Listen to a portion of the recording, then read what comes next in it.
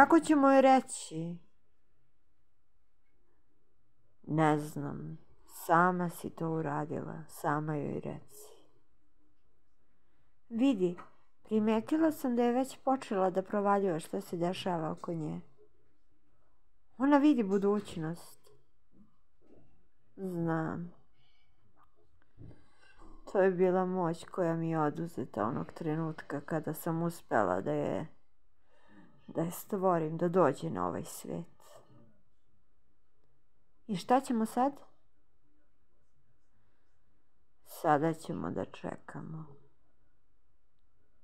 U njoj je toliko tame, toliko da bi onaj crni mraku još crnje obojila. Godine 1992. Jedna žena rodila je ćerku. Bila je presrećna, međutim dijete je živjelo 3 dana, a 3. noć je zauvek prestalo da plače. Nakon toga nije mogla da zatrudni. Išla je tamo, amo, kod baba vračara, kod hodža, kod ovog, kod onog. Ali jedna baba je ipak uspela u tome. Baba je bajala, pričala neke bajalice i samim tim žena, nakon što je baba objasni šta da uradi, tokom te večeri žena je to uradila. Ispod kreveta stavila je sat, ali umjesto da ga stavi da ide unazad, kako je baba reče, ona je sat stavila da ide unapred. Zbunila se žena, peščani sat je bio u pitanju. I tako, šta je mogla? Nije znala. Nakon toga, nedugo nakon toga, godine 1994. opet je rodila ćerku. Bila je presrećna. Porođaj je trajao nekih 12 sati, a dete je došlo naopako, na noge. Međutim, onog trenutka kada je došlo na svet, svi su vidjeli da nešto nije u redu. Dijete je plakalo samo kada je gladno. Jako brzo je počela da hoda, a zatim i da priča. Imala je svoj stav već sa 2,5 godine. Njena ljubomora dostizala je maksimum. Do te mere da je podigla svog brata koji je rođen 96. Ubacila ga u kacu punu vode i prošla. Majka je to vidjela i izvadila ga brzo. Vikala je na nju, ali ona nije obazirala pažnju. Smatrala je da je ona jedina koja treba da bude tu. Jedina za sve. Zatim, nedugo nakon toga, dijete je raslo. Ali jedna stvar je uvek svima bila čudna. Jedno veče brat je spavao sa ocem, a ona sa majkom. U jednom trenutku se probudila i tražila da spava sa ocem. Zamenili su se. Zatim, kako je ležala, počela je da vrišti, da se baca, da se dere i da priča kao najodraslija osoba na svijetu. Ono što je ona pričala bilo je poznato ocu i majci, ali nije trebalo da bude poznato njoj. Govorila je o babi, o operaciji, o lekarima, kako vade nešto iz babe. Nešto zlo što je pokušalo da je ubije. U jednom trenutku je izgovorila rak. Roditelji su ostali zapanjeni. Nisu mogli da veruju. Zatim bi svojoj babi redovno prepričavala snove. Jednom je sanjala da je boli zub, a baba ju pitala da li te boli u snu. Ona je rekla ne. A šta znači to, baba? Znači da će umreti neko ko tebi i nije drag. Kada je došla drugi put, delovala jako tužno i potišteno. Baba ju je pitala zašto je takva. Rekla je baba, sanjala sam opet zub. Jako me je bolelo. Toliko da sam suze lila od bolova. Tada je preminula njena baba sa druge strane.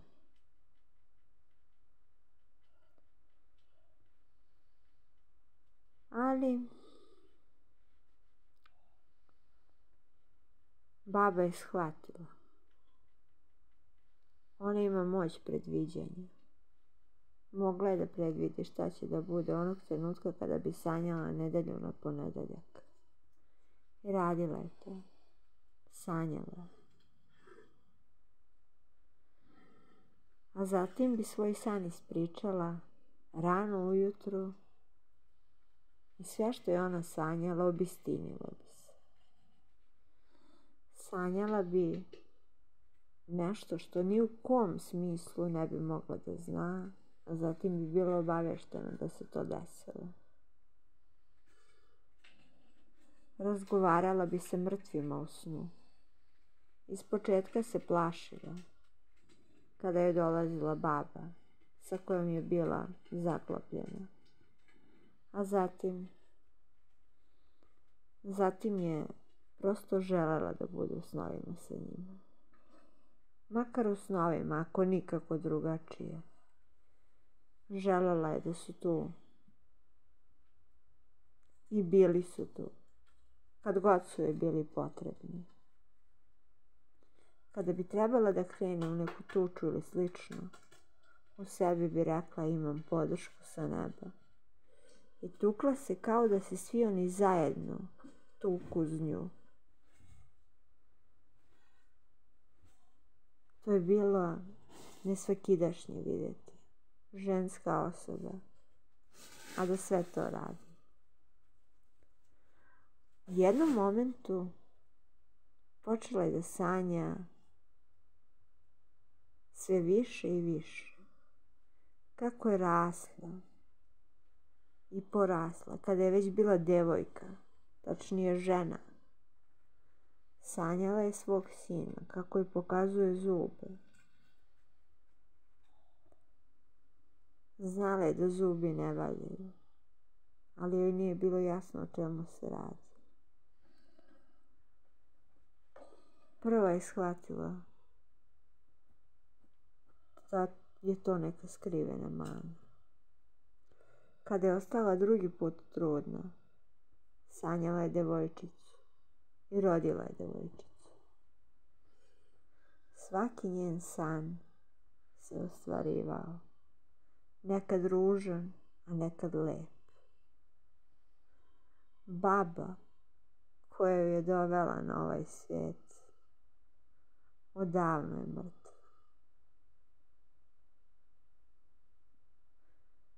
Jednom je izgubila prsten u šumi od belog zlata što joj je otac kupio kada je položila odlično 4. razred osnovne.